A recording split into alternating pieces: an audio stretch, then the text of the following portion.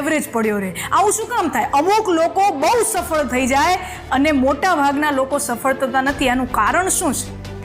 એક જ માર્કેટમાં, એક જ બજારમાં બે વેપારીઓ પોતાનો ધંધો ચાલુ કરે તો એને 1 વર્ષ પૂરું થાય ન થાય ત્યાં બીજાના એક વ્યક્તિને દુકાન બંધ કરી દેવી પડે અને એ જ બજારમાં, એ જ માર્કેટની અંદર, એ જ ગામમાં બીજો વેપારી છે પોતાનો વેપાર સરસ મજાનો જમાવીને બેઠો હોય. તમને પણ વિચાર થતો હશે ને આવું શું કામ થાય છે?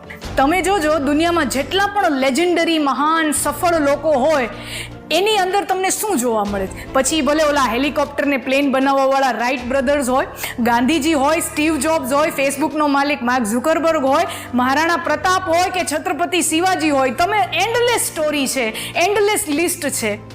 આ બધા પાત્રો તમે એમ જોશો તો એકબીજાથી સાવ જુદા છે.